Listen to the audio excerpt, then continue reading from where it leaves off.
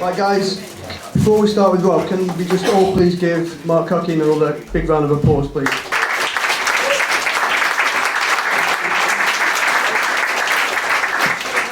Cheers, Mark. Okay guys, we've got, well, we all know Rob Freeman.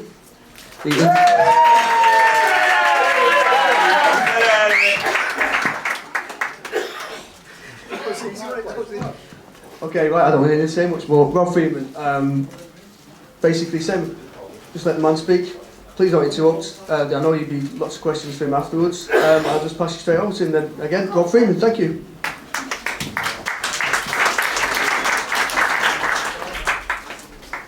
Blimey,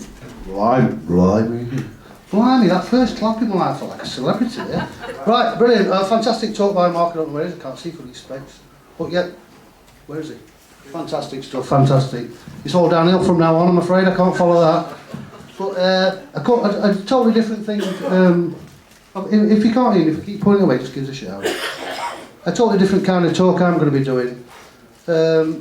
When I've listened to Mark, is technical information. That's one of those talks that I've just got to keep playing back, looking at it again, and trying to let it absorb in stages, because it's just fantastic stuff, that. And I thought, well, my talk's nowhere near as technically, the information's nowhere near as technically good as that. I think Mark's probably been studying, well, not studying, but researching for 30 years or so. But I started looking at this thing I've put together here, and it's kind of saying very similar things, but in a less technical way. So today you're going to get both sides of the spectrum, the really technical information that we can take our time and make sure we absorb it.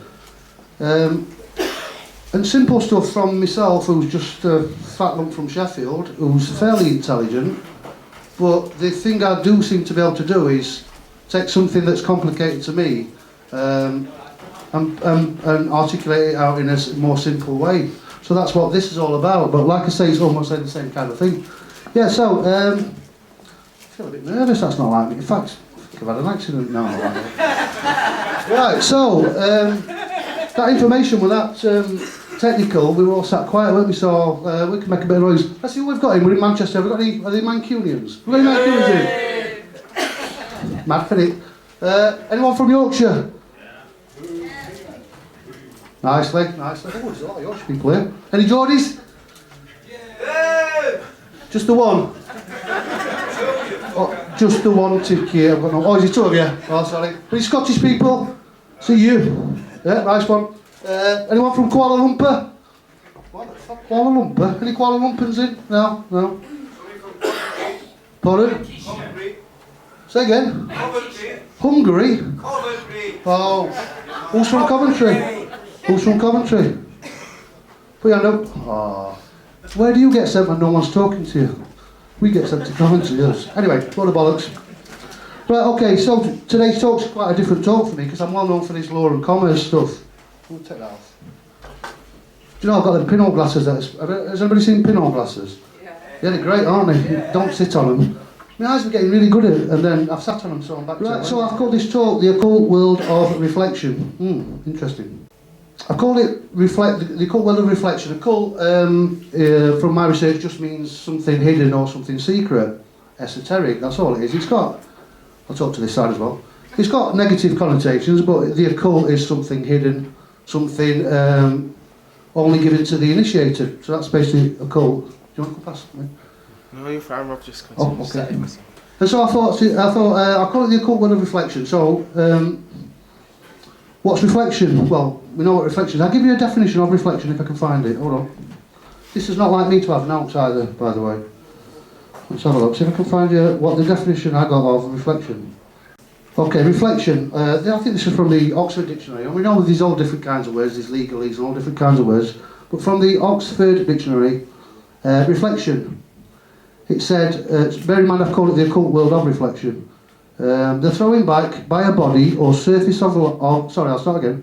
Reflection, the throwing back by a body or surface of light, heat or sound without absorbing it. That's reflection. And serious thought and consideration. That's why I've called it the occult world of reflection. what we need to use, it's not the standard reflection that they tell us about, although it's that as well. It's serious thought and consideration. That's the reflection I'm talking about.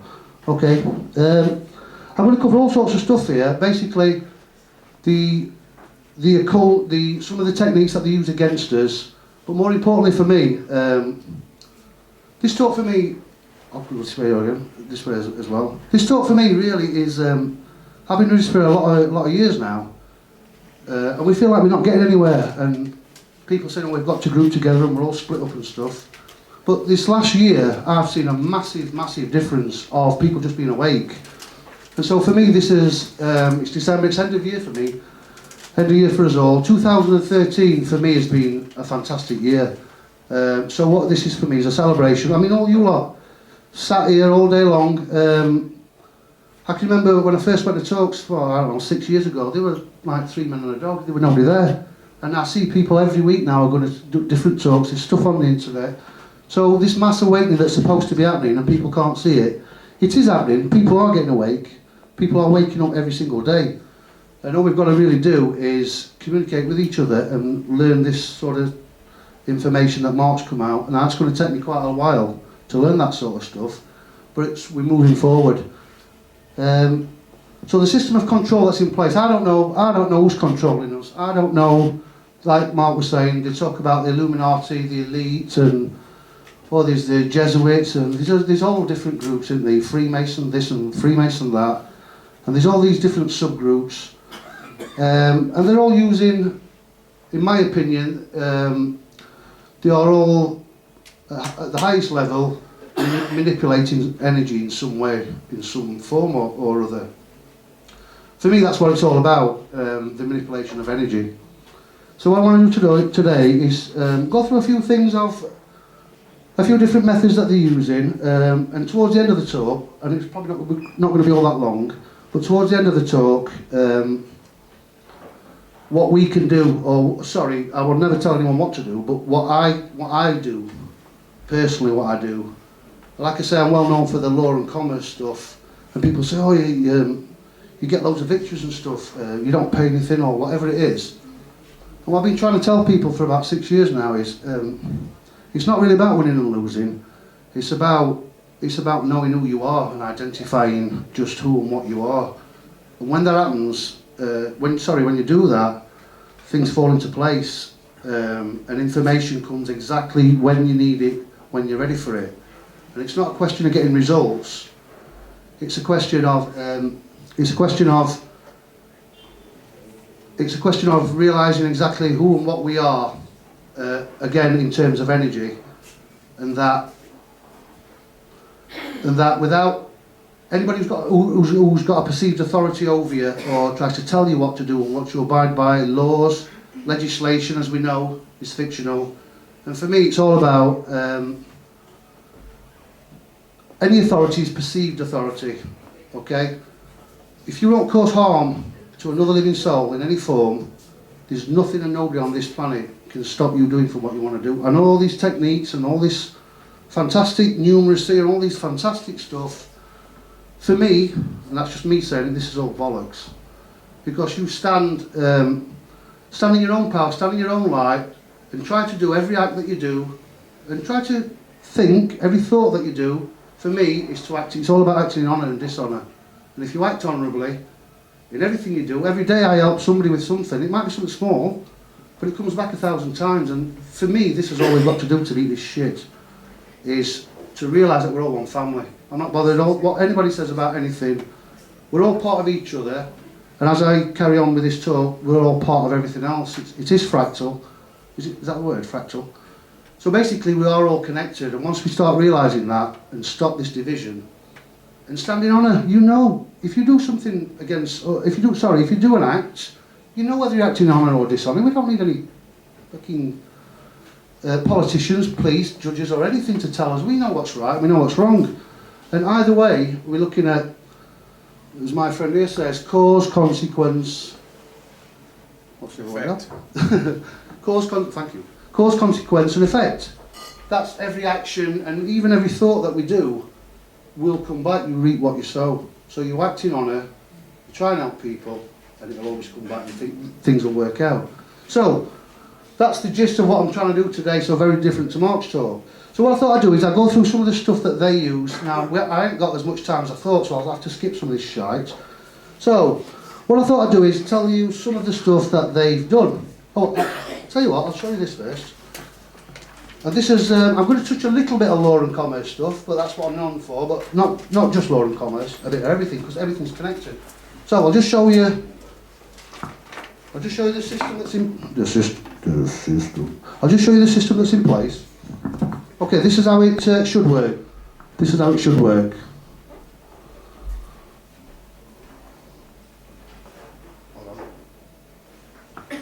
Just talk amongst yourselves.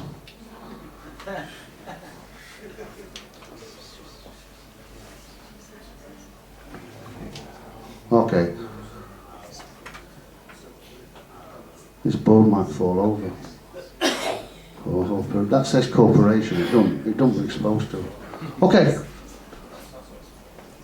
Is that camera picking that up? I'll go this side. Okay, that's how it's supposed to work. Whoa.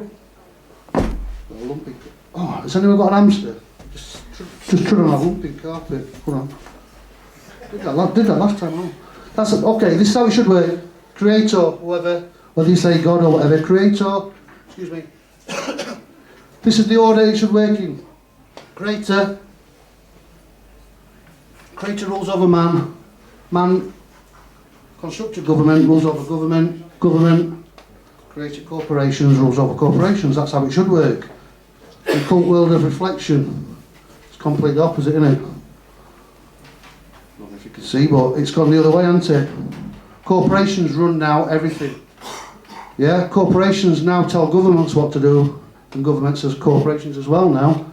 Corporations oppress man. And man has been conned out of realising who God or Creator is. So everything's in reverse, everything's in reflection, yeah? Okay, the very word world, we live in a world, we always use the word world, don't we? There's no such thing as a world, it's commercial. We live on planet Earth. The world is a commercial construct. What is a world? You don't go to the world, do you? It's planet Earth, and it's us, the inhabitants. So when they talk about a world, they're talking about commerce and business. Okay. So what I thought what I do to start off with, listen to this, you might like this, or you might not. I thought there's a lot of movies out there that are telling us what they're doing. We've got obviously the Matrix films. If you've not, has anybody not seen the Matrix? Brilliant. Oh, what was that? Have you not seen it? I went to see it, I was not asleep. Did you? Yeah, watch them over again. There's a few films. There's Cloud Atlas. What did somebody say then? Wizard of Oz. Who said that? Yeah, Wizard of Oz, brilliant. What else is it? Inception's a good one. Anyway, there's loads of movies, and same in music. What they've done is there's a small band of, I don't know what they are yet. Maybe we'll figure it out today. A small band of very, very intelligent people controlling the masses. Really, a very small band. How they do it, Mark explained it. Mine's very simple, but it's about manipulating energy. And tricking us into consent. Now, they have to have our consent, okay? They either force us into it through fear. Their system of control is fear, okay? So they impose fear on us to make us consent. Well, that's forced consent, that's not consent, it's not an agreement, is it? But that's how they do it. Or they trick us into it with their trickery. The magicians, the magi, M-A-G-I, any word with M-A-G. Magistrates, magnetism, Magna Carta, any word with M-A-G is a very, very important word. So they're using basically magic. Magic is the manipulation of energy, and that's how they're getting us to consent to everything they're doing, okay? Later on I'll try and explain why I think they need our consent, because why don't they just go ahead and force us? Why don't they make us do all this horrible stuff? And from what I've researched, they can't make us do it, they have to have our consent. Well, I'll cover that in a bit. So, going back to the movies and stuff, I thought, well, I'll tell you about a movie and I'll just run through it quick and see what sort of symbolism and what's the real meaning. Is anybody else over 40? Go on, don't be shy. I'm, you know, like, oh, there's a lot here. I'm flipping out. It's like OEP social club here. Right. Okay, so rather than doing movies, I thought I'll do this one. And so, see if you recognise this. This is an old television series and made into films. I thought I'll research it, see if there's any hidden meaning. Flipping believe it. It's full of it. Full of it. Right, I'll tell you how we start. Right, this is how we should start. Space, the final frontier. Do you remember that? Do you remember it? Yeah? These are the voyages of the Starship Enterprise. Its 5-year mission to explore strange new worlds, to seek out new life and new civilizations, to boldly, bold spot, to boldly go where no man's gone before. Can you remember? Oh, you remember old Star Trek? Yeah. So I thought, well, I saw it as a little kid. Saw it as a really little kid. And I thought, that's brilliant because they had nice uniforms and I liked Lieutenant Uhura. You remember, she was lovely. I had a crush on her for about 29 years. And I always used to like it. I thought it's a great series. And I started studying it, researching it. Listen to this. It won't take 5 minutes. Well, this is just an example of how they can control our minds through entertainment. I'll tell you what entertainment is a bit. It's really entrainment, not entertainment, but I'll tell you about it in a bit.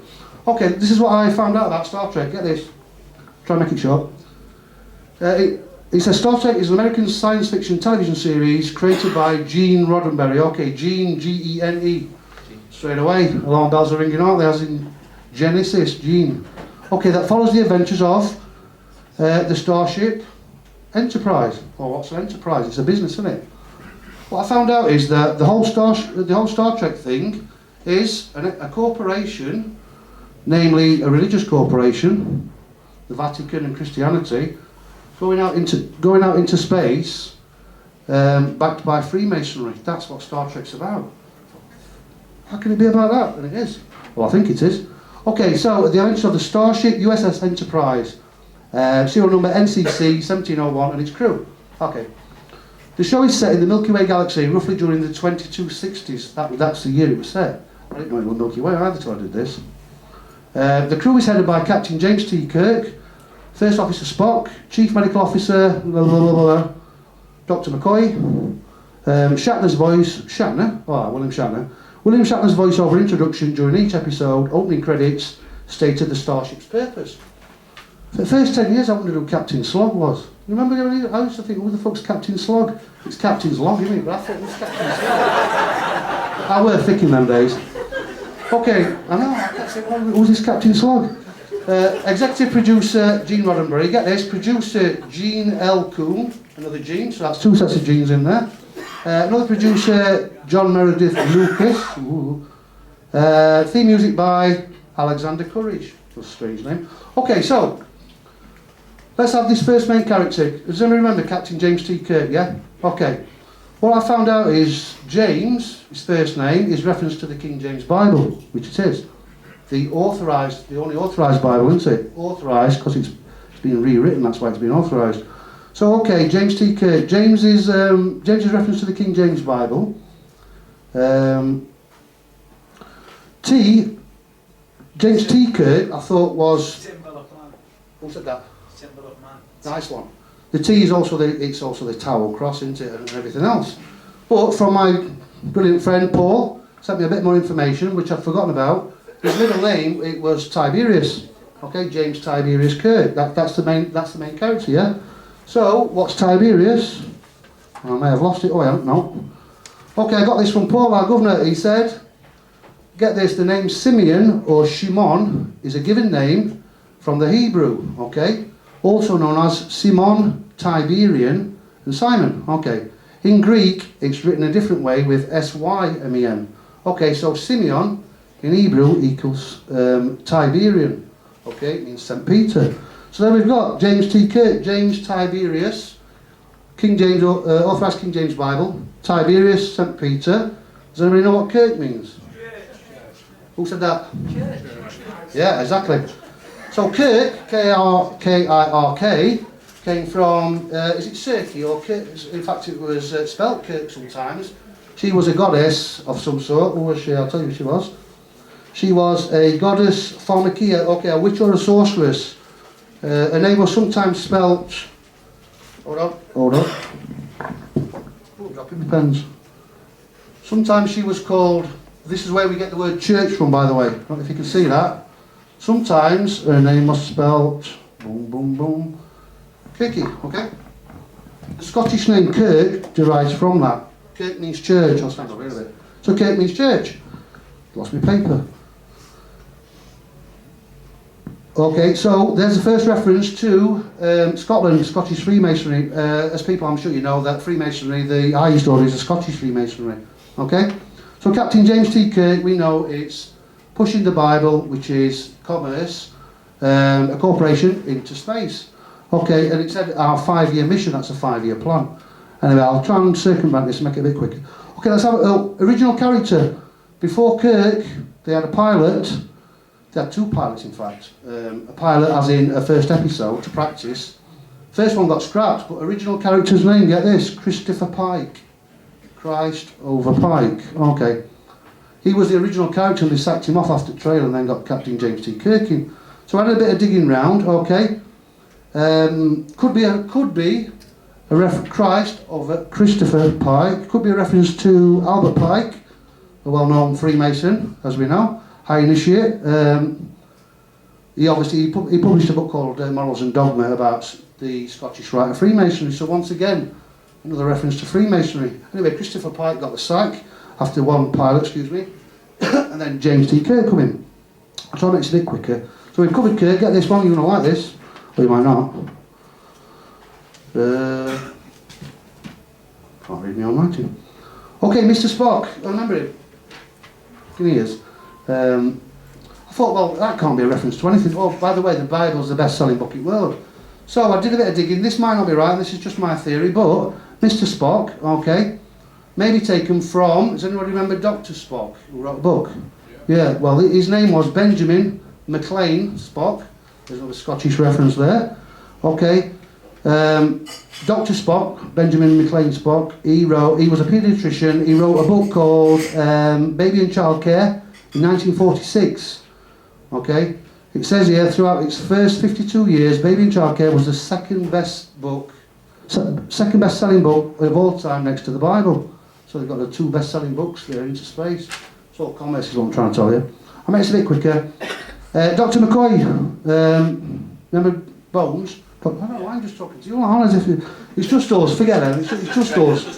It's just us Trekkies. I'll go over to this side. I keep standing on wire here, Alex, hang on. So I do. So Dr. McCoy, McCoy is a common surname of Scottish origin in the lands of Kintyre, and then it moved to Irish. An anglicisation, I can't say that, of its Irish Gaelic is Mac-Oda, meaning son of Oda, meaning fire. Okay, so there's a Scottish reference again. She's breaking up, Captain. Remember him all the time, Scotty? Remember engineer?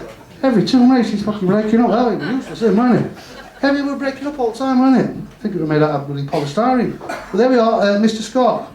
Character's name Montgomery Scott. Chief engineer. Got a bit of a sweat on. So Scottish Freemasonry powering the vessel again into space. I'll make this quick, 'cause it's dragging on forever. Mr. Sulu. No, he's not Scottish, is he? No. Yeah. Sulu, translation of Sulu is like water, diluted, and a watery fluid. Okay, that's Admiralty law taken into space under commerce. Sounds bollocks, this, doesn't it? It's right. Well, I think it's right. My favourite woman, Lieutenant Uhura. I can't say that. Uhura. Comes from the Swahili word uhuru, meaning freedom. Okay, I'll run through these quick now. Chekhov, the only Russian I think he was, Pavel Chekhov. So I had a quick look to see if I could find any references, and I found Anton Pavlovich Chekhov, who was a Russian physician and author. He was considered to be the greatest writer of short stories in history. So the only Russian in there only got... When did you ever see a storyline about Chekhov? I never saw one. So he only got the short story bits. Last character that you may or may not know of. Oh no, there's some more yet. Next to last character, Christine Chapel was a character in Star Trek. Christian Chapel, it's all religious, isn't it? Written by Gene Roddenberry, she was written in, I'll skip through this, I think that's a bit better. Another one, Janice Rand, a character, okay, played by Grace Lee Whitney. could be, and I'm not sure about this, could be a reference to Ayn Rand. Does anybody know Ayn Rand? Ayn Rand, the lady Ayn Rand. Is it Ayn or Ayn? Say again. Anne? Yeah, it's A-Y-M. Okay, Yeah. could be a reference to Ayn Rand. A real name? Elisa Rosenbaum. Okay, supposed to be American, but she's born in Russia. Novelist, philosopher and all that stuff, wrote some great books. But her real name was Elisa Rosenbaum. Okay, Rosenbaum meant rose tree or red tree. Interesting. Okay. Gene Roddenberry, who created it, Roddenberry, is an Americanized version of the Dutch and German name Rodenburg, meaning red mountain. So we've got a red tree and a red mountain. Okay, I'll just finish off this now. It's dragging on forever, isn't it? Enterprise, which is a business, had a serial number. USS stood for United Spaceship. Get this, its serial number NCC-1701. Does anybody remember seeing that? I must have watched it 1,000 times. Okay, does it mean no? It's supposed to be, NCC was supposed to be just a registration lettering for a commercial aircraft. What we found out is, and it might not be right, but it sounds right, okay. Okay, I'm just circumventing a bit and going down it. Okay, NCC-1701 could well be, it's supposed to, 1701 is supposed to be the first ship of the 17th Federation. But what we found out is NCC-1701 could be a reference to Yale University. Okay? By the way, Dr. Spock went to Yale University. People know about Yale University, yeah? Does anybody know? Skull and Bones and all that stuff? Okay, very secret and hidden, dodgy stuff. Okay, NCC, Yale University, Yale University used to be in New Haven, it used to be New Haven Colony of Connecticut, NCC, okay, before American Revolution days, and Yale University was founded in 1701, so NCC, 1701. So I thought I'd just tell you how films, television programmes, even, I just thought I'd tell you how films, television, music and stuff affects us. Now, does it affect us? I don't know. But it's there for a reason, and there's a lot of work gone into that series, into the writing, and into the characters. And if you look at some of the dodgy, I've got a little bit in here. Look at some of Klingons. We've all had trouble with Klingons at one time or another. Well, I have. Oh, it's horrible, isn't it? Some of the baddies were called Romulans and Remans. It's like Roman emperors, isn't it? McCoy in Irish meant a Celtic deity meaning fire. And Spock was a Vulcan, named after Vulcan, Roman god of fire. So it's all symbology, isn't it? I don't know why I even told you that, I could have skipped that. So what I'm saying is we're being manipulated through symbology, through energy manipulation and all sorts. Okay, let's get that on. I'll tell you what, dog, which are some words that they use? Okay, we're being oppressed by words. The whole language thing, there's legalese, which I presume most of you know about, is used in courts and stuff. And we don't really know what it means. The Freemasons have got their own kind of language as well.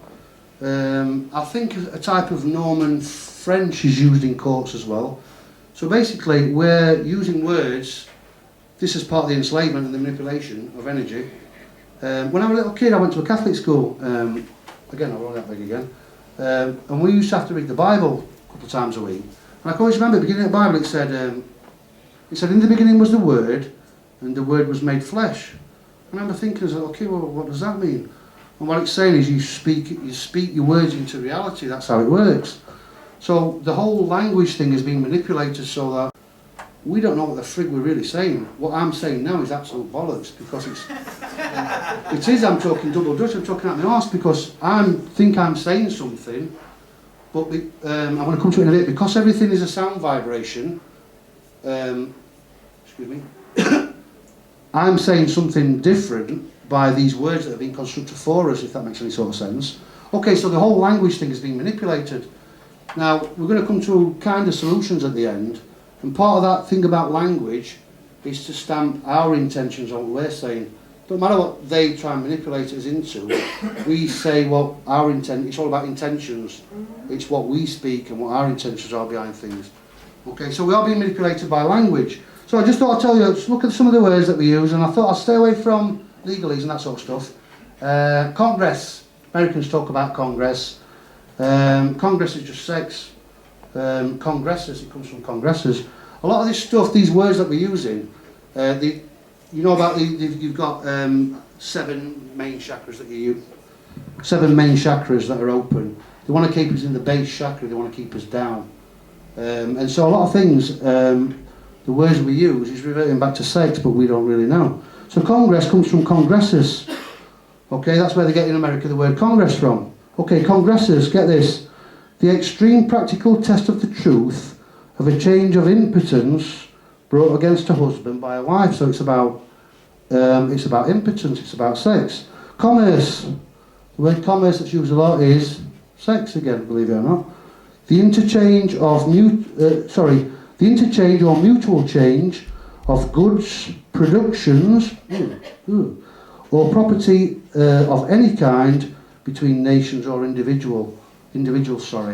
So when a man and woman get married and they have sex, they're actually engaging in commerce, which is why you need a marriage certificate. You have to be licensed to engage in commerce. Also leading to any children that are born, that's why they create the birth certificate. So believe it or not, commerce is sex. Transportation is sex again, because transportation is the means by which commerce is carried on. So, I've dropped my pen now. So this is what I'm saying, we're being tricked by these words and we don't really know what the hell we're talking about. Let's scrap some of this off. Scrap some of that off. Can I do it? I don't know if I can do this. I'll get off of this word thing. I'll do it. You can throw stuff at me, throw your glasses at me. By the way, look at the state of me hair. I'm trying to grow really long hair. I'll tell you why I'm growing long hair. I've brought you something in a bit. And it's working. I've been doing it now for about 6 months. I'll tell you why I'm growing my hair.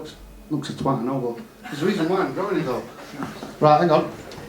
I don't know if I can write this. You might have to edit this, mate. In fact, I'll write it wrong. I'll write it dyslexically. That's dyslexic. Is that even a word? I'll write it dyslexically.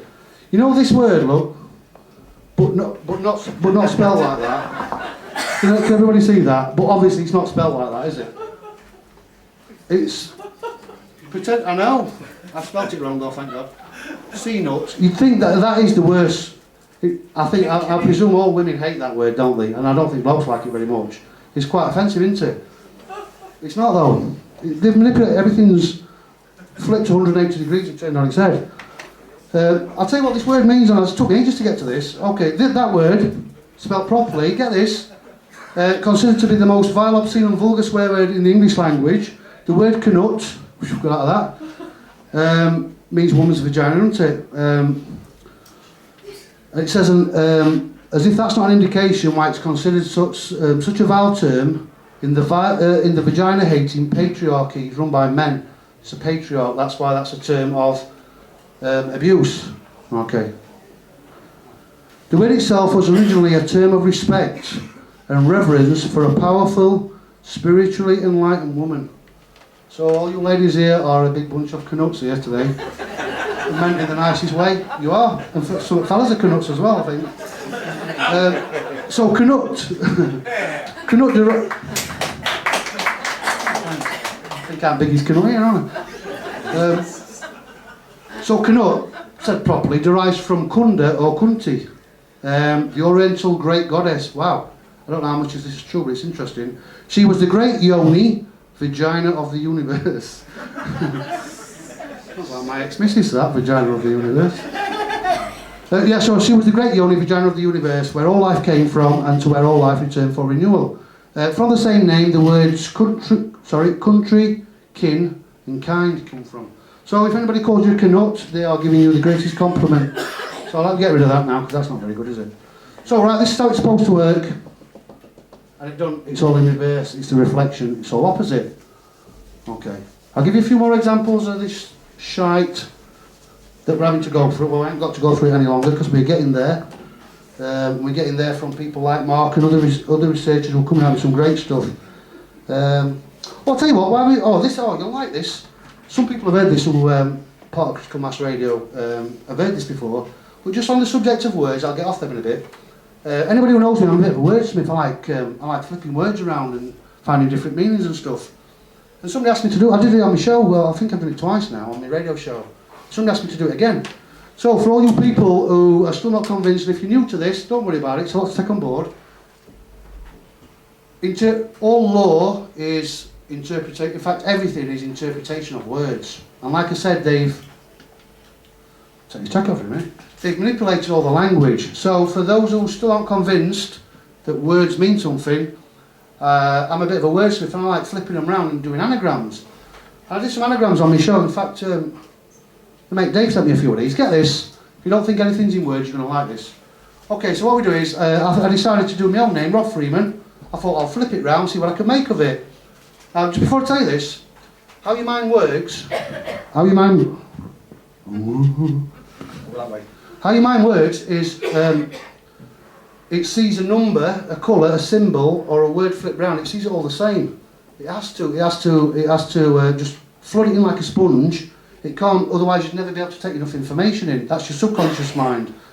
Your subconscious mind takes in 95% of everything, and it sorts it out later, so it has an effect on you. Your conscious mind only does about 5%. Okay, so a word spun round in an anagram. So for instance, Rob Freeman, an anagram of Rob Freeman is no letters added, no letters taken away, is I'm born free. That's fairly simple. But your mind will see I'm born free as Rob Freeman, your subconscious mind. These people or whatever entities are running things know this. I think, from what I'm not sure of these figures, but your subconscious mind can process 4.5 billion bits of information a second. I don't know if bits is the right measurement or whatever it is, and I think it's 2 million for your conscious mind and something like 4.5 billion for your subconscious mind. It has to take it all in. That's why these people using symbols, signs, numbers, massive thing about numbers, colours, they all have an effect on our subconscious. So okay, anagram of Rob Freeman is I'm born free. Okay, some of these are rubbish. Astronomer, anagram, moon starer. Fair enough. No letters added, no letters taken away. The eyes is they see. That's pretty crap, isn't it? Savile, as in that horrible evil as, or as vile. Interesting, isn't it? And there's no letters taken away.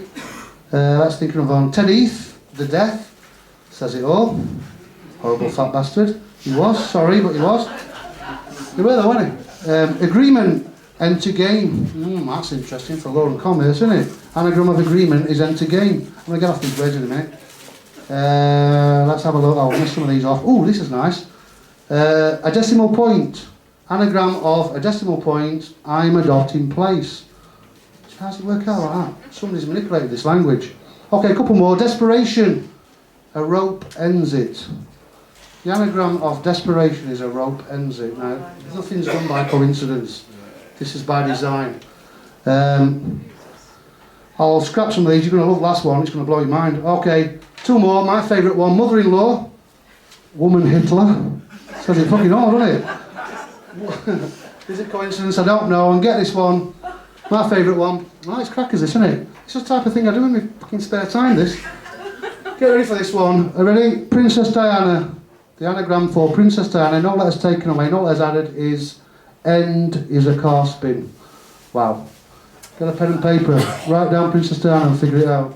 End is a car spin. So, what I'm trying to tell you is we're being tricked, manipulated and oppressed and enslaved by words. Somebody or something's put those words together for a reason, haven't they? I mean, what's the chat? Well, I wonder what if you put a bet on William Hill. Princess Diana, end is a car spin. What's the odds against that? That's unbelievable, isn't it? That's like anagram of my name is fat little dark skinned bloke with a big nose, isn't it? What's the chances of actually living what your anagram of your name is? Okay, so they're the words. I don't look very organised here, do I? Because I'm not. I've had to scrap some of this because Mark's covered some of this stuff better than I could, so I've got rid of it. Okay, so carry on with the manipulation, yeah? I'll get rid of that. Oh, this is interesting. You might like this one. Okay. You might not. This is, I don't know where I got this from, but this is interesting. This is happening right now. Okay. Again, part of the manipulation. This is the 7-stage cycle played out for centuries and repeated over and over. Okay, the times we're living in now seem unique to us, obviously. But this is a 7-stage cycle that's played out over and over again. Again, it's the manipulation of whoever's controlling us, and we'll get nearer to that in a bit. Okay, this same cycle of 7 stages goes over, it repeats itself over and over again. Okay, stage 1, good money. At first, the money is backed by gold and silver, sterling. Okay, we know that. See how many of these you can relate to. So number 1, it starts off with good money backed by gold and silver, yeah, as sterling. Number 2, social programs. Okay, this is the same stages that happen every single time. Social programs, the nation develops and takes on more economic burdens and adds more and more public works projects and social programs. Okay. Number 3, military spending. As the nation becomes more affluent, its political influence increases. So it increases its expenditure to fund a massive military. Okay. This is what happened to, as far as we know, to the Roman Empire. They basically ran out of money due to the many conflicts they had. China now. Pardon? It's happening in China. Is it right? China. It's a system that's in place and it's for a reason. Yeah, China as well. Okay, so that was number 3. Number 4, war. The nation puts its exploding military expenditure to good use by engaging in war. So this sounds familiar, doesn't it? Okay, there's only 7 stages. Number 5, fiat currency. To keep on funding the war, and there can be several conflicts happening at once, the nation steals the wealth of its people by replacing their money with a currency that can be created in unlimited quantities. This is fiat currency, simply meaning it's backed by nothing. Taxes are raised to pay back the loans obtained to help fund the war, and also to pay for the repairs after the war, after the conflicts, and it's the private banks that get their money back. Okay, so that's stage number 5. You can see this happening over and over again. 2 more stages left, and this is where we're at now. This is the stage, in my opinion, where we're at. Stage number 6, hyperinflation or inflation. We're just getting into hyperinflation. All done by design for centuries. Okay, get this. Wealth is transferred up to them, the leaders, whoever they are. Wealth is transferred up to them, not down to us. It is caused by the expansion of fiat currency supply and is felt by the population as severe consumer price inflation. Okay, this is number 6, hyperinflation, yeah? This triggers a loss in faith in the currency. This is happening right now in Britain and America and elsewhere. So we're in hyperinflation. And then the last stage, before it all implodes on itself, and then all they do is move on and do it somewhere else. Okay, so stage number 7, wealth transfer. Get this, see if this makes sense.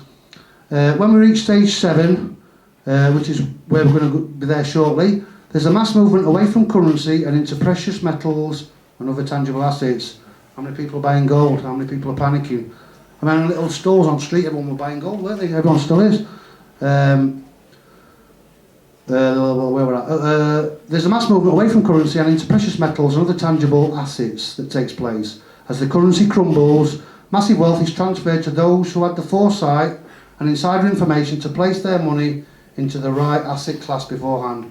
Okay, the ones in the know, the ones in these secret groups or whoever they are all putting the money into the right asset class at the right time, while the rest of us are going to end up penniless. We are currently in between stages 6, hyperinflation, and stage 7, wealth transfer, and we are witnessing the biggest transfer of wealth in history, which will result in bankruptcy for each individual, leaving all but a select few in a state of bankruptcy and total financial enslavement. And then, of course, what they do is they come up with a solution, but they caused it in the first place. So those 7 cycles are what is happening over and over and over again. And I put the ones that will come out rich in all of this are the ones who have orchestrated the collapse and the subsequent transfer of wealth and left the rest of us penniless. And that's what's happening right now. So we're in between now hyperinflation and a massive, that's a massage, isn't it? A massive wealth transfer. Let me take this car off, by the way. It's got on me, hang on a sec. See my shirt? Have you seen my shirt? My brother-in-law says, here, Rob, have that, it's too big for me. I says, what is it? He says, oh, it's indigenous writing, you know, from tribesmen. He says, what's it mean? He says, I don't know, you have to look it up. I thought, oh, it's nice, that, look. It's kind of tribal, isn't it? He looked it up on Google, right? Only turns out to be a Navajo woman, Indian woman's shopping list. That's a loaf of bread. That's a big man. That's jam. That really is jam. I really have got jam on it. Yeah, so it means bollocks. Oh, I thought it was going to be something really spiritual and meaning. Right, so thanks, brother-in-law, for that. Okay. Have we got, Paul, how long before a break? Yeah. No, I'm just saying how long you... 2 minutes, if that's an hour then. And then 10? Yeah. Okay, got any children? Yeah.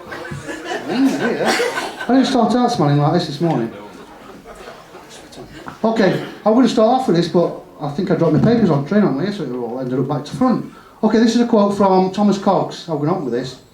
This is reiterating a tiny little bit of what Mark just spoke about. Still got a sweat on. Thomas Cox said, there is far more to this world than is taught in our schools, shown in our media, or proclaimed by church and state. Most of mankind lives in a hypnotic trance taken to be reality, but what is instead a twisted simulacrum of reality, a collective dream. Get this, in which values are inverted, lies are taken as truth, and tyranny accepted as security.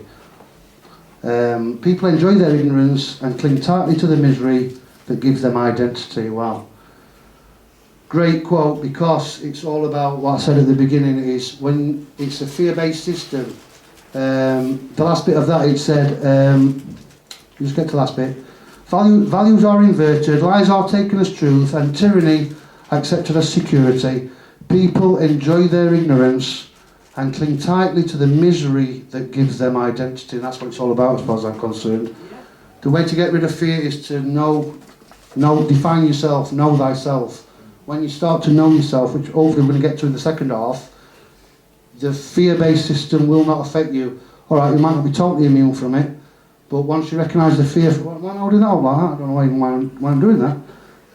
Once you realise that is a fear-based system, and when you recognise fear for what it is and identify just who and what you are, all these symbols, all the horrible shit they're doing, chemtrails, the shit in the water, the vaccinations, all the...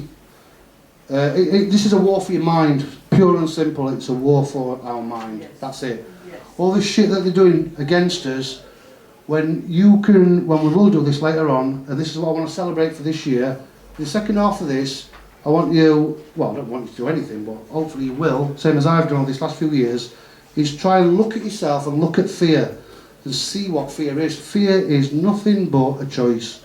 That's all it is. And when you identify yourself and recognise what fear is, it doesn't matter what words they're using, what symbols, what colours, I don't give a shite. Because when you know who you are and you act in a place of honour, this shit's going to come down simply by doing that, simply by recognising who you are. Yeah, it's like a flipping vicar, aren't it? Yeah? I'll give another quote here. Every man shares the responsibility and the guilt of society to which he belongs, okay? It's been said a few times, but things that are happening out there, we keep saying it's them and us, but whatever's happening out there, it's to a certain extent is happening in here. It's a reflection, the occult world of reflection, of some sort of turmoil or something that's happening within us. And it's because it's fear-based inside us. And like I said, once we not let go of fear, because it's there to play a part, but once we recognise what fear is and identify ourselves, whatever is going on in here is being projected out there. And like I said, it's by consent. They're tricking us into it. And once we get this right inside, we'll be getting that right out there as well. But that's not to say we just do ourselves first and wait. We do the whole thing together, yeah?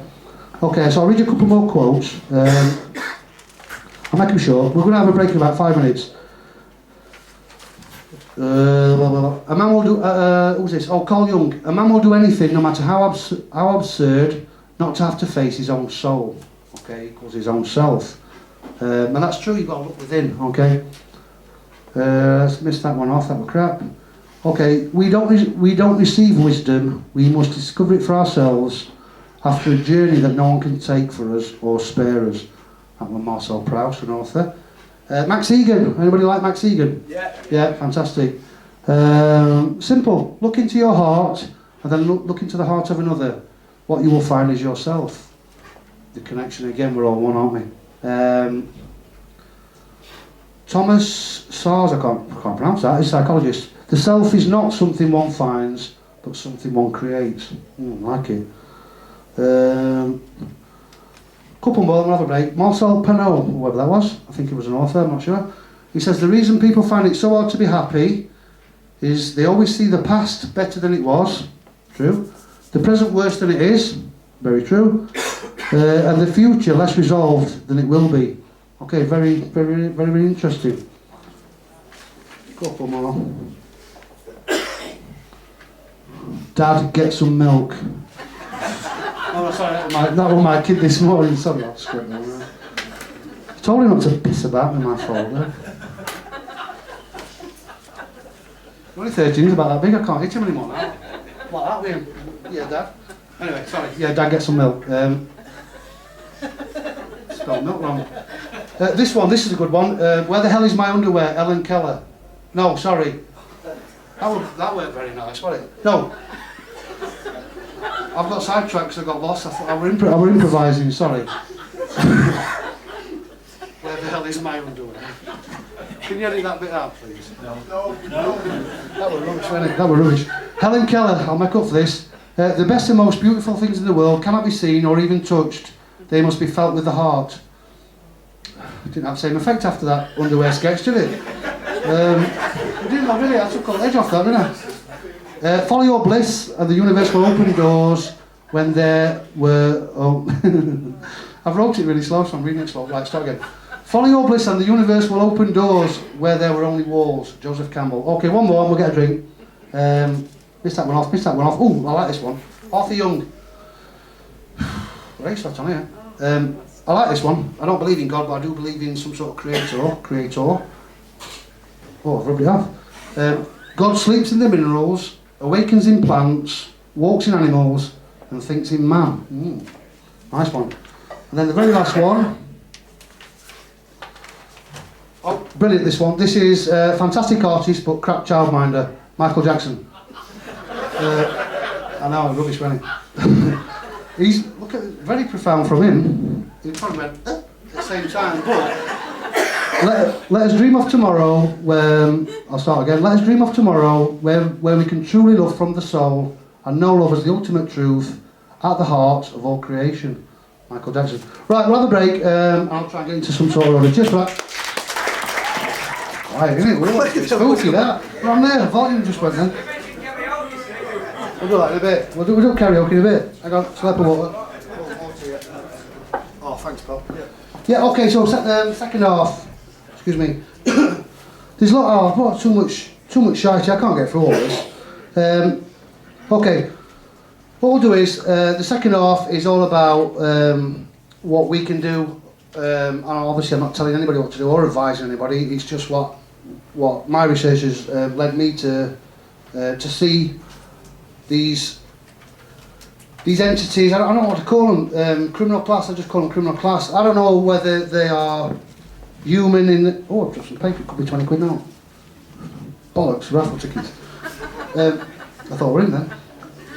I don't know whether these entities are human. I don't know if they're off-world. I don't know what they are. All I know is that this system of control and oppression is very, very, very well thought out. I think it's too much for a human mind or human design. I don't know. Time will tell. So I hinted it was about fear-based control, basically.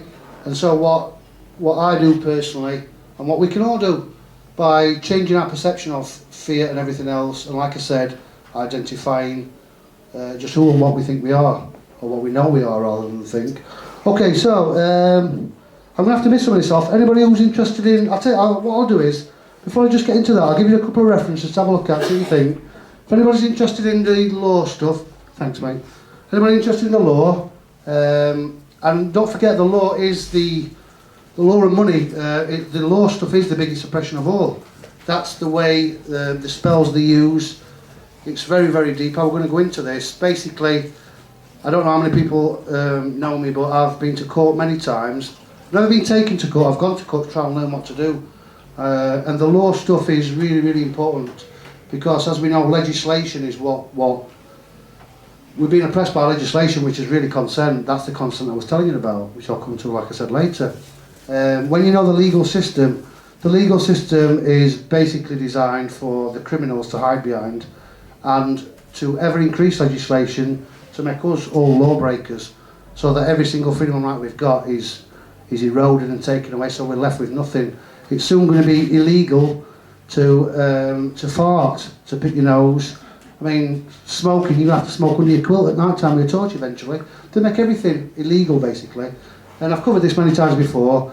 There is a way of living like I do, which is as unlegal as possible. I don't live illegal. It's not illegal because that's using their words and terminology, but there is a way of living unlegal. So I kind of sidestep the old legal system, and a man cannot make a law for another man. That sequence I had there from creator, man, government, corporation, blah blah blah. A government or another man can't make a law. All they can do is write policy and try and enforce it or trick you into consent. So that's at the back of the whole thing. But what I was going to say is that every court is really a church. I've read this stuff, I've studied it, and this is the stuff from my own experiences. There's a chap sat at the back now who needs to talk, needs to help me. He's got about 1,000 times more information than I could ever come up with. And I've done it the other way by experiencing it, and he's done it purely from hard work and research.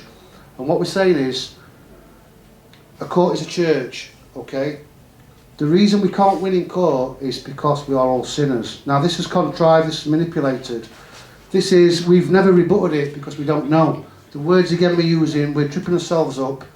I've been arrested 12 times now. I've never committed a crime. A crime is causing harm to someone. I've never committed harm to anyone, but I've been arrested 12 times for not giving details and various other things. And the first thing they say to it, as soon as they arrest me, you have the right to remain silent. Then what do? They ask me a lot of questions. I think, hang on a fucking minute, you're just talking about right to remain silent. Anything you say might be used against you, so why the hell would I speak? And what we've realised is that when you speak is what incriminates you. Because the whole system is that reflection, it's 180 degrees twisted round, so that you can't possibly get any sort of justice. Because the whole system is designed to make us criminals, and for the real criminals to hide behind the corporation and the insurance. So cut long story short now, that's not what we want to talk about, but the church, a church, not our church, a constructed organisation or corporation using religion, core belief. We've been installed with core belief systems. We believe things, and they're instilled from when we're little kids. It starts, as we know, seem to be drifting off all sorts here, don't I? But these core belief systems are what have helped to enslave us, basically, and to oppress us, and we don't know any better, as like I say, using the words. So if you start, I can't do it now, I'm going to have to do another full talk on this. All courts are churches, and when you realise that it's the high priest that you're going to see, and you were all born, according to them, with original sin. So that means you can never win in court because you're a sinner. And all a solicitor does, what's a solicitor? Prostitutes get in trouble for soliciting, don't we? And they're the same. All they do is they sell you out. We know they swore allegiance to something called the bar, okay? And all they do is sell you out and cut you a deal. So because you're a sinner, you get 20 Hail Marys to say instead of 40 Hail Marys. The solicitor's first allegiance is to the bar, excuse me. Second allegiance is to the Queen, and this third allegiance is to the client, which is us, so we come third on list. So the whole law is what the government's put the legislation in place, thus oppressing us. So I'm going to talk about that another time, but just bear in mind that all courts are basically churches. I'll do a talk on that. Okay, so if you want to know about the law, have a look at, has anybody heard of Frédéric Bastiat? Frenchman, Bastiat, great stuff. If anybody is interested in law, a political economist, can't say that, economist. Okay, he lived from 1801 to 1850. Frédéric Bastiat, fantastic stuff, easy to understand as well. He wrote 2 books, one called The Law, and I think the other was called That Which Is Seen and Unseen. Brilliant stuff. I'll just give you a couple of quotes from Frédéric Bastiat. This is what we tell people, these people that have perceived authority over us, that are oppressing us, judges, politicians, courts, whoever they are. A quote from Bastiat here says, "If you wish to provide an office, then prove its utility. Show its equal exchange of value to what it costs the citizen." In other words, we're being run by corporations, and all they ever talk about is the price of everything, but they never fucking talk about the value of anything, do they? So again, it's manufactured. Price is irrelevant. It's all about exchange of value, and this is what I'm coming to towards the end. We're not there yet, now. That's what I'll do towards the end. Another quote from him, and then I'll move on. "To take by violence is not to produce, but to destroy." Okay, if you take anything by violence, you're destroying it. And my favourite quote of his, And this is what we've got to think. If you're new to this, it might be a bit overwhelming, especially Mark's talk, overwhelming for us all. And even if you're not new to this, it can still be overwhelming. Great quote here: a false principle never has been and never will be carried out to the end. And that's what they are running on, false principles. It's all fiction, it's all lies, and they will not get to their end game. The more of us that are awakening, we've got to see the whole thing. I've got people who are just doing the law stuff, and other people are trying to do the chemtrail stuff, and it's all great. It's great to do your little bits, but what we've got to see today, and what wants to see, is the connection of the whole thing, and it is all connected. Okay, so get rid of that. Church and state were being controlled by. I'm not going to go into great detail these, but we're being controlled by church and state. Okay, and I'm sure Mark knows about this, but I spoke to. I did an interview with Santos Benacci for Critical Mass Radio, and I mentioned this, and I didn't really know what I was talking about, which is surprising. I know, Mark, I've heard you talk about this. I'm going to pronounce this wrong, but it's called the Order of it's spelled Melchizedek. How do you pronounce that, Mark? Melchizedek. Melchizedek. Okay, we said that. Thanks, Mark. It could be whatever. Okay, so the Order of Melchizedek. For me, Melchizedek was supposedly a real king, lived during the time of Abraham, 2,000 years BC. Melchizedek, I can't say that. I'll call him Melchizedek because he's my mate. Melchizedek, even though that's not his name, was. See if I can just read you a quick one here. This is interesting. This. He was a righteous and godly leader over a very special place of real estate, the ancient city of Salem, later to be called Jerusalem. Anyone remember Salem's Lot? What I mean in that as well. Get this, he presided over both the religion and the politics of his city. The significant thing about Melchizedek is, I don't know why I did that with my legs, then I've got cramp. The significant thing about Melchizedek, whatever his name is, was not only the place of his rule and ministry, which was over the holy place, but that he operated in two offices as both priest and king. And for me, that's the origins of church and state. The Jesus myth, that's the allegory, everything's allegory and metaphor. The Jesus myth that we've been given is really, as far as I can see, allegory for astrological, mainly the sun.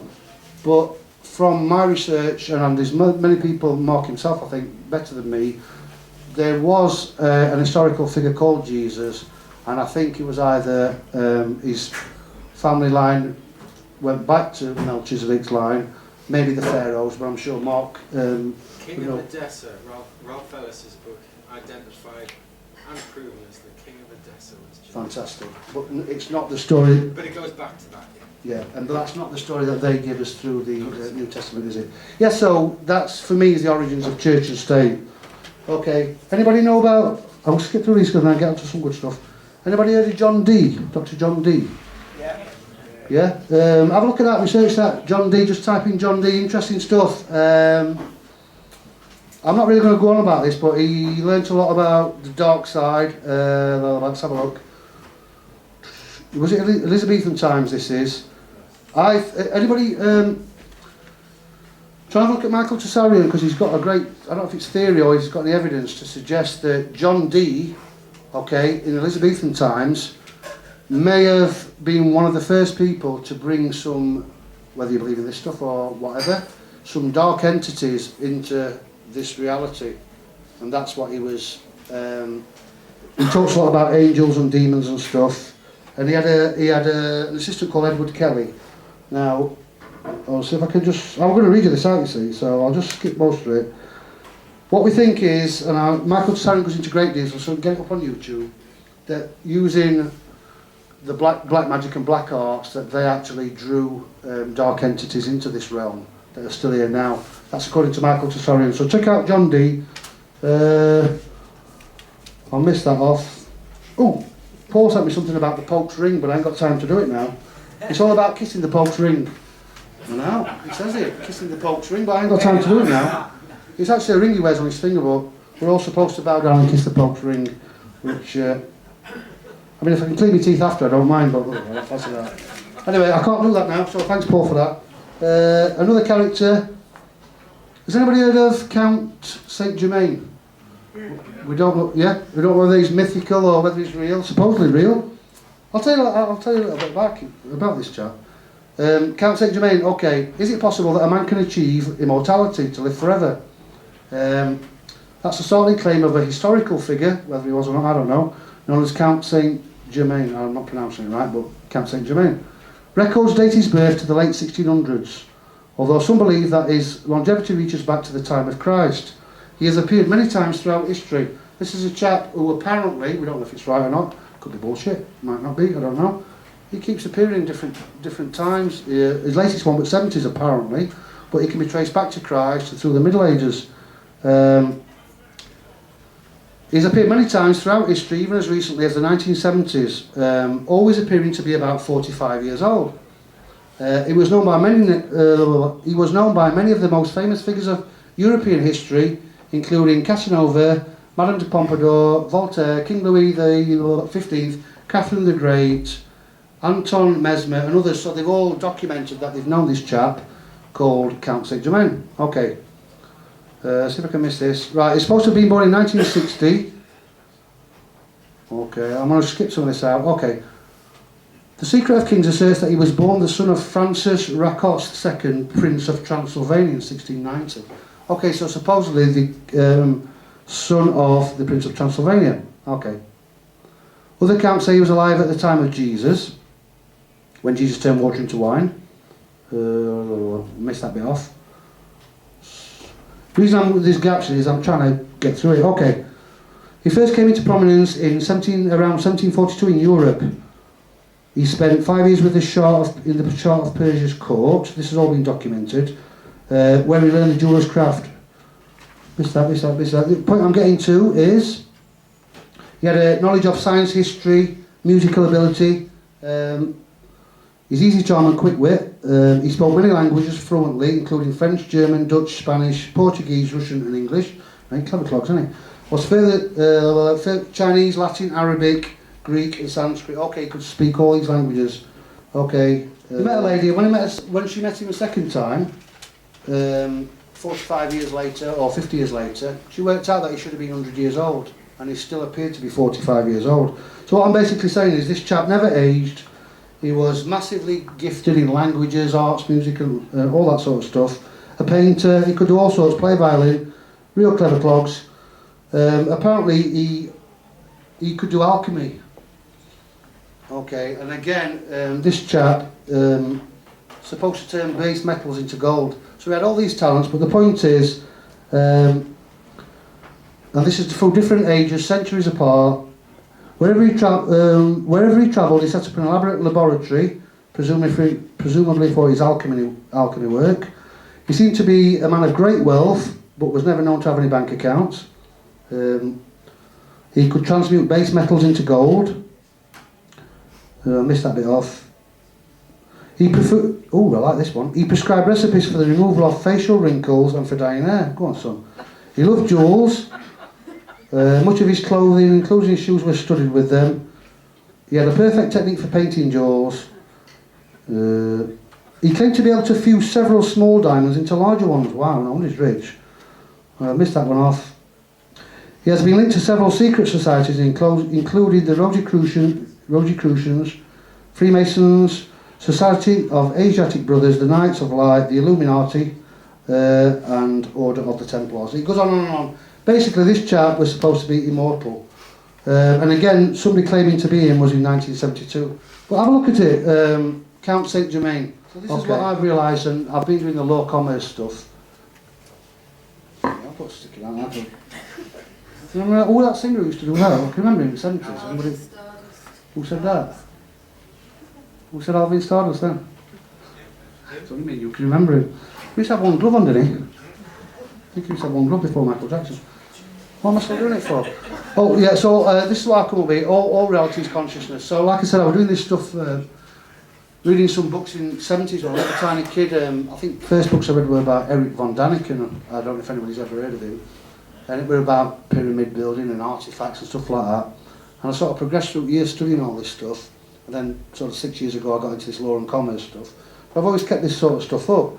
And even before I read my first David Icke book, probably 1994, I think the first book of his, might have been earlier. I already knew a lot of this stuff, or felt a lot of this stuff, and this is what I'm coming to for what we can do against this oppressive system. And what I realise is that everything is a wave of energy, or even a sound wave. And I learned this a long, long time ago. Look at the word universe. Uni, same as mono, same as mon. Uni means one. It's a verse. It's a song. It's a sound wave from the universe. That's why you have organs. That's why you've got organs in your body, because that energy, you've got the organs that resonate with that energy. I do a type of chanting. I was telling somebody earlier on, I got arrested for 3 days, and I thought, oh, for nothing.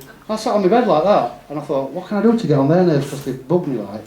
And I sat on my bed cross-eyed just chanting, you get on it, don't you? You alright? I went, yeah. And then go back out, and I just went, But I chanted for 3 days and didn't eat anything, didn't drink any water. But I felt fantastic when I come out. It's one of the greatest, it's one of the greatest things you can do. And the reason chanting works, a lot of monks do it, but a lot of these monks, they have a different chant for every organ of the body. So we're back to a vibration, a sound vibration, and it's harmonic resonance basically.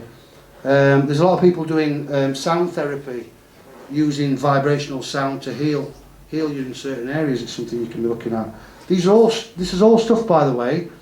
What I'm coming to towards the end is the fear-based system that whoever's created it has got it in place. The fear-based system, I can talk to you while I get an after, the fear-based system that they've created instantly shuts down your immune system. It puts you in a state of fight or flight. As soon as you're in a state of fight, your immune system is shot instantly in order to cope with an immediate danger. And that's what they keep us in, on the edge all the time. And so all this shit that I was saying, all the chemicals, toxins, poisons, all this crap, will only have an effect on us when our immune system is not working at its optimum. Our immune system, as far as I've studied, I don't like using that word after Mark said it, as far as I've researched, is absolutely perfect. And we know the word disease, that's why you get a disease. It's when certain areas of your body are not resonating to its natural frequency. Okay? Excuse me. When you're in a state of fear like they try and keep us in, your immune system is totally shot, and that's why we get ill. It's all down to this stress of fear. I'll go into what I think fear is. Okay, so I put this together, I don't know how long ago this was. I did it on a radio show not long ago. I don't know how much of this is factually correct, but it makes sense to me. Okay, I put all reality is consciousness. We are source energy and eternal beings. We're an expression of the universe becoming conscious and expressing itself. Okay. We are all made of the same stuff as each other, and the same as everything else. That table, you, me, my dog at home, the bottle of milk, we're all made of the same stuff, aren't we? And everything else in the universe. Okay, I'm going to miss that bit off.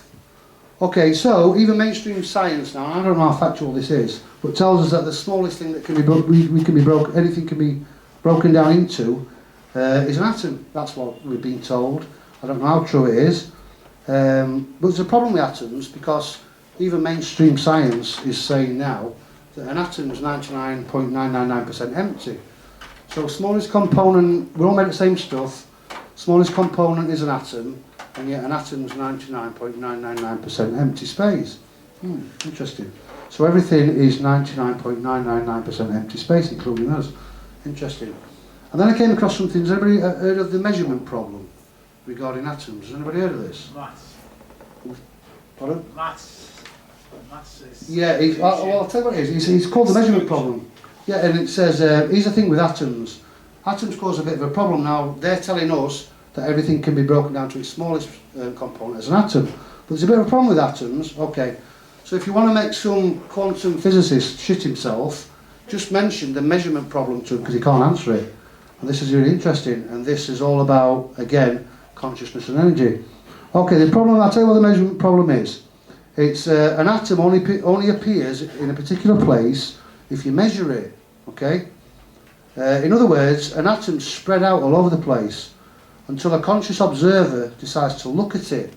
So when you start looking at an atom and actually observing it and measuring it, it behaves completely different to when it's unobserved. Okay, it's going somewhere, this. So atoms kind of contradict themselves.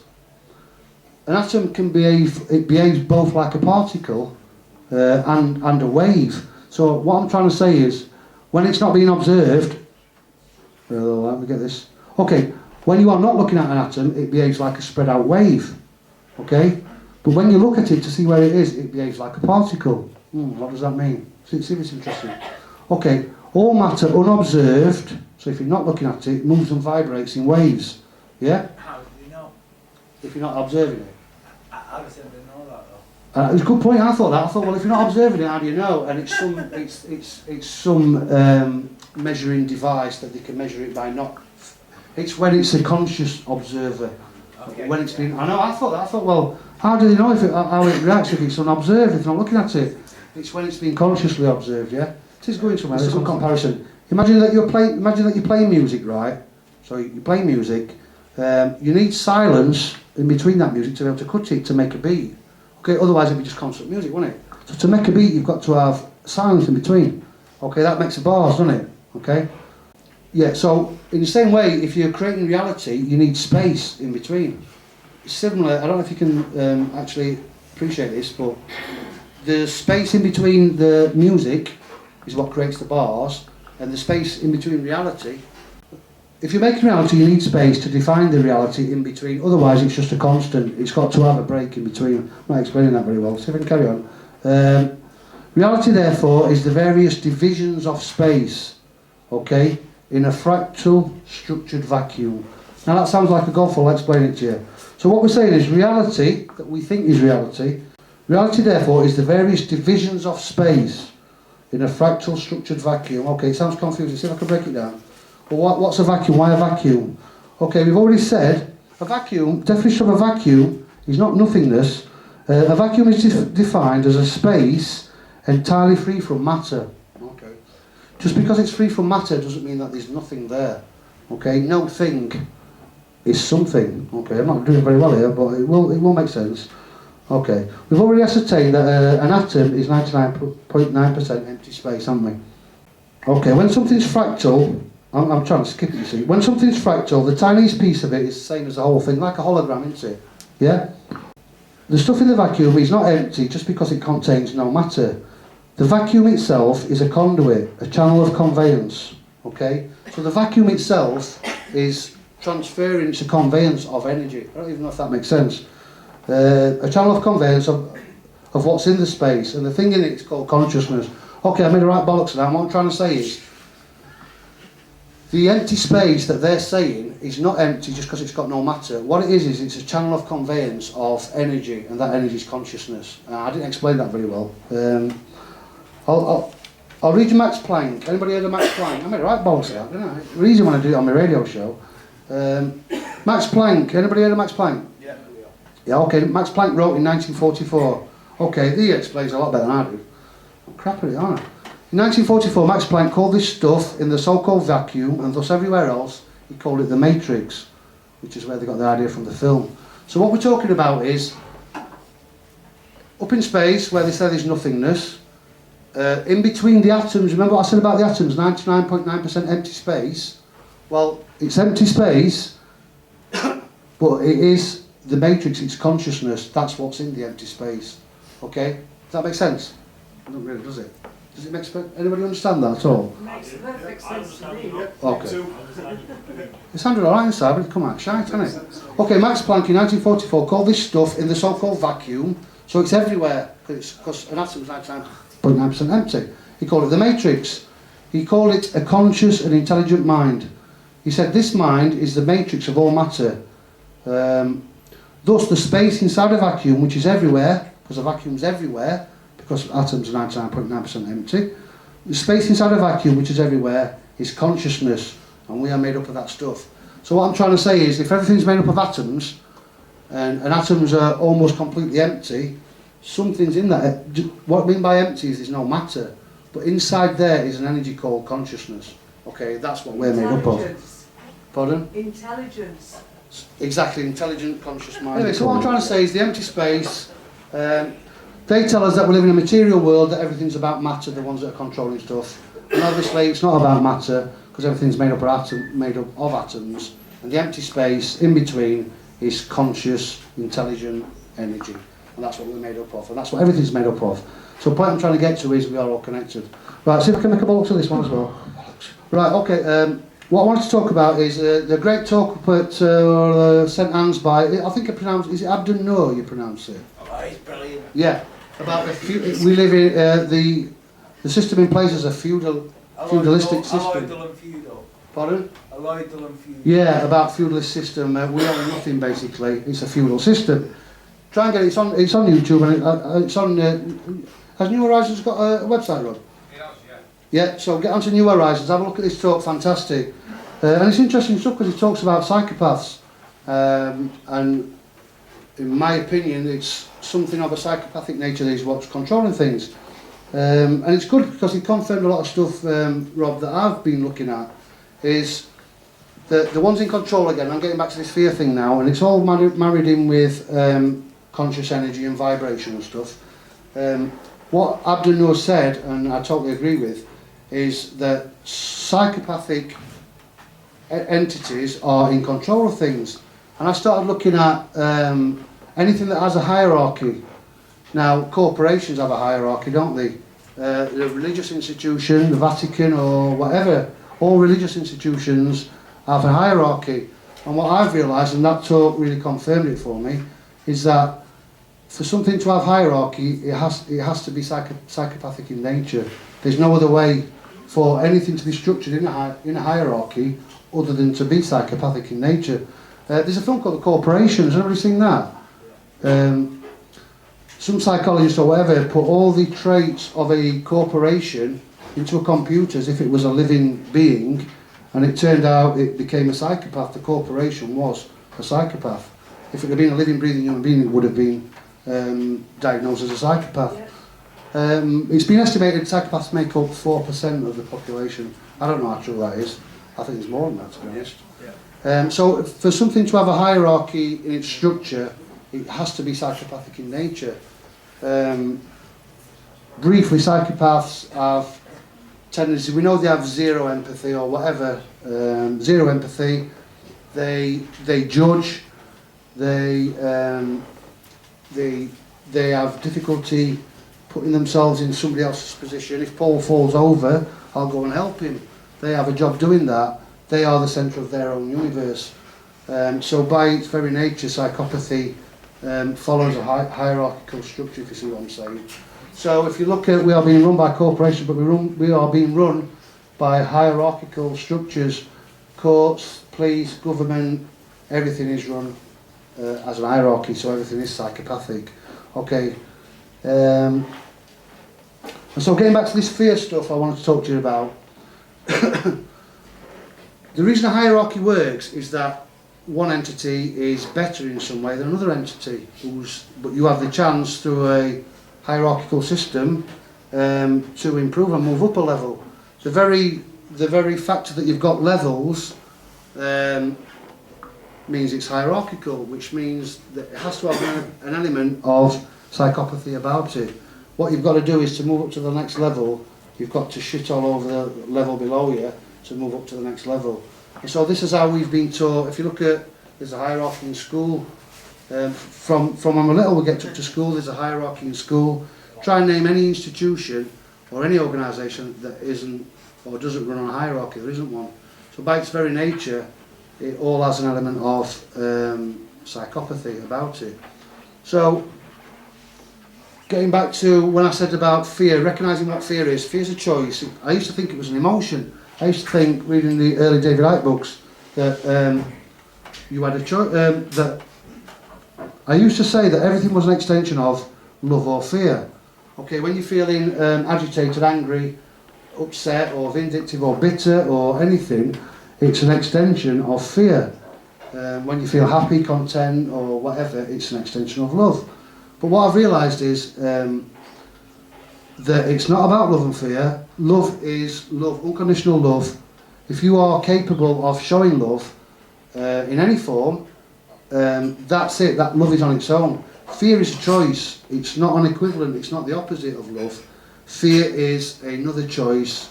The only reason we suffer in this system is that everything is fear-based. But because we don't understand what fear is really, we've not traced it back far enough because we haven't recognised ourselves. So the point I'm trying to get to now is what are we? What are you? You've got to define yourself. We all know we've been given a corporate title name, that's how they define us. They can't do anything to us, so they act on the corporation. But it's not about letting anybody else have authority over you. Remember what I said about not hurting anyone, not causing harm to anyone? If you don't cause harm to anyone, there's no need for hierarchy. You are the highest power in this universe, equally between us, because we're all the same. So that gets rid of hierarchy and psychopathy. If you recognise that you are the highest power, and as long as you don't cause anybody else to suffer, any living soul, including animals, including trees, including each other, if you don't cause harm, then you are standing as sovereign as your highest power. You are an exact replica of the creator of all creation. Okay? What these people want to do, these psychos, is to flip it round. They want to take us out of that. Now, what do? We're looking for truth. It's called, I don't like calling it truth moment, it's called a truth moment, isn't it? We're looking for truth, and what do? We stand as sovereigns in light, don't we? But all these psychos that have twisted it round are working in the shadows. We know about the Illuminati and Lucifer the light bearer, and there's all these different metaphors and allegories. But in the end, if you and me and us stand in, is standing on it, it's all about honour and dishonour. Stand in honour and stand in truth and stand in light. What they want us to do is they want us to turn our backs to the light and cause a shadow, and they want to work in shadows. And we'll face the light because truth is light. Now, everybody's truth might be slightly different, but the truth is, for everybody, is all about honour. And like I said, what are we here for? Are you Mr. Johnson plumber? If you do get arrested by a copper or somebody speaks to you and say, oh, what's your name? John what? John Smith. Oh, what do you do? Oh, I'm a butcher. Well, we're defining ourselves. We're limiting ourselves. Well, this is what I'm trying to say. Now, it's up to us to define ourselves. He's not John Smith butcher. He's not. I'm 46 years old. I'm male. That's not you either, is it? Everything that you did in your past, that how many times you did good things and shit things, how many times you topped up and made a cock up of things, that's not you either, is it? So what we're trying to do is, by negation, we're trying to find out just who and what we are. So by getting rid of the things that we know we're not, so we know we're not that. Male or female, it's irrelevant, that's not who you are. Okay, so no titles, no names, I'm this physical body. But hang on a minute, I'm not even this physical body, am I? This is just a vehicle, isn't it? There's a big difference between when someone's asleep and someone's dead. If you saw two people next to each other, one asleep and one dead, what's the difference? Well, there's an energy, life force missing from one, isn't there? So we're not even this body, are we? So what I'm trying to get to is, once you can define who and what you are, who and what we are, then this thing about fear makes a whole, it has a different perspective altogether. It has no effect whatsoever. We inhabit this body, and for years and years we thought that were us. Now hang on a minute, it's not us, is it? If we're all made of the same stuff, and I made a cock-up about that energy thing, with atoms and stuff, but the energy that's flowing through the universe, through all the planets, through us, I learned from an early age everything's about electricity, water and minerals.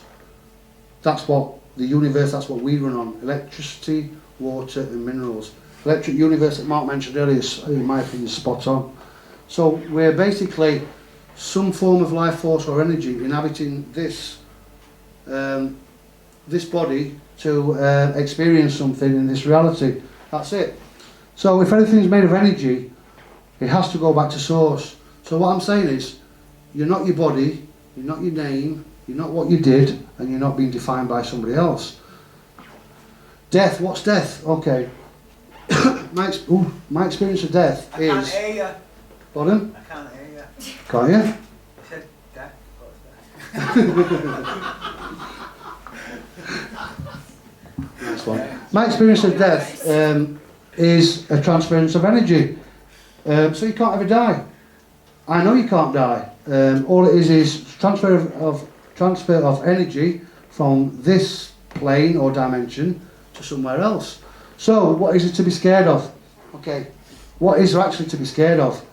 Not having any money. Well, that's the big one, isn't it? Not having any money, but you won't starve to death. I know people, in fact I've met someone, there's thousands of people in the world called breatharians. They don't eat anything. There's a bloke on YouTube, he's not ate for 70 years. Yeah, 95% of your energy comes from your breathing, not from food. In fact, food takes away energy. Everything's been turned around on its arse. Everything you've ever been told is a lie. Okay, you're not going to starve to death. Breatharians don't eat, he's not ate for 70 years, they don't even drink water. You don't even need to drink water. What I'm saying to you is, there's nothing that can happen to you in this realm that you didn't already know were going to happen, okay? Maybe before you even came here. There's nothing to be scared of whatsoever. What can happen? Police have locked me up. They locked me up for 2 or 3 days. Well, so what? Who cares? Who gives a shit? Everything I've ever done is I've transferred my energy back towards them. Not like I'm not a troublemaker. I'm not trying to say I've caused trouble with police, judges and stuff. But what I've realised is that I'm the highest power because I'm hurting no one. A statute is not even law. I haven't caused anybody. There's no injured party. I've not done anything wrong to anyone. So how can I get took to court for instance, I set my driving licence back about 5 or 6 years ago. Driving without a licence. Well, why do I need permission to go from point A to point B? And so these are the type of things I was getting arrested for. But I've won the debt scam. I've got rid of thousands of pounds that are alleged debt that I supposedly owed. Never caused conflict, and this is what I'm coming to now about being sovereign, being the highest power, not causing harm to anyone. All I do is, if somebody's got authority over me, or is claiming something off me, all I say to them is, well, I don't want to fall out with you, I can't remember if I borrowed 10 grand, or I can't remember doing so and so. Do me a favour, just show me a bit of proof, and I'll whether it's a cop, I've sent 5 judges' orders back, and never heard anything again. And all I've done is tell people, whoever it is do me a favour, show me a bit of proof of what you're saying is right. If you claim you've got authority over me, show me that you've got it, and I'll do as you say. And I've carried on that through every walk of life that I've done. I've had some great results. So what I'm saying is, when they see that I've lost that fear, they get empowered by us being fearful. So we want to live fearless, not fearful. And what happens is, when you don't show them fear, they become disempowered. And that's what's happened to me. From now on, in fact, everybody hates me in my town. Not us lot, but all them lot hate me in my town. And the reason being is I'm not frightened of them. And because I'm not frightened, none of this shit that they're doing has any effect on me now. Now everybody leaves me alone now. The only thing I pay for is my mortgage, and I'm going to be sorting that out now. So what I'm trying to say is, you can beat this fear-based system by, I recognise who and what I am. I've got a force field around me. I know that, in fact I'll tell you now, I might as well tell you, I was helping some people who were unemployed, who have benefits. And the benefits, they were missing appointments, the benefits got taken away from them. And I got a couple of people saying, can you help us out? So I had a look at it, and I found a statute that's theirs, and I threw it back at them. And what it basically said in the statute that I'd found that they created is that whoever's claiming the benefit is a beneficiary of a trust and can never have it taken away. So I helped these 2 people out by notifying the Department of Work and Pensions, I'll say for the camera, by notifying the Department of Work and Pensions of this particular act. It's a little section, I know some people have read it, saying it's impossible to take the money away, and if you do, they're beneficiaries of a trust, it can't be taken away. Even if they become bankrupt, it can never, it's inalienable, it can never be taken away, and it's their law. And I fired it back at them. I sent some notices off which they didn't reply to, and within 2 weeks I ended up with a death threat delivered to my garden. In fact, I brought it, it's in my bag here. And it was a petrol bomb basically with a notice round it, stenciled in red, saying stop now or next time, boom. In other words, I'd found this little tiny section 2 lines long, Social Security Administration Act 1992, section 187. I found it, it's 2 lines long. I'll write it down before I go. I've thrown it back at them. I had 2 options when I got this death threat. I had a word with 2 good friends, and I said, what do you think? By the way, I live on my own with 2 kids. I've got no one to look after us. It will push through into my garden on top of my wheelie bin. for helping these people sending these notices. This is what I'm talking about, fear. So I went to 2 close friends and I said, what do you think I ought to do? And they said, you've got 2 options. Either stop now and call it a day, because I've done a lot of stuff, or spread it out as far as possible to protect yourself. So I did nothing for about 6 weeks and I thought, shit to this. And what I did is, I went on Get Out of Debt Free. I don't know if anybody, does anybody get on Get Out of Debt Free? Yeah. You'll see my post on there. I went on there, I went to as many chat rooms and websites as possible, and I spread the fucking thing everywhere. And now there's hundreds and hundreds of people now writing to DWP. Basically, that's our money and they're stealing it off us. They're making us beg for our own money. And I've proved that they cannot take that away. So now, maybe even thousands now, people are actually looking at it. In fact, some people have had results with it already, haven't they? Yeah. I'm so glad. Yeah, brilliant.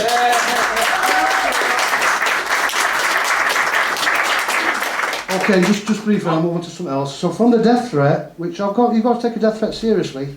And my garden's got high gates and it's really awkward to get to. So you have to take a bit of a chance coming to my house at 5 o'clock in the morning. Then, next stage, I got my internet wires cut from me outside my house. Like a Virgin box, but for the camera, if anyone's watching later on, it's not active. I don't have Virgin Media anymore anyway, so they kept chopping me internet wires. 3 o'clock in the morning, so I've just got 2 windows on the street, I've got no door. Somebody's thrown at 3 o'clock in the morning a full tin of black gloss paint all over my window.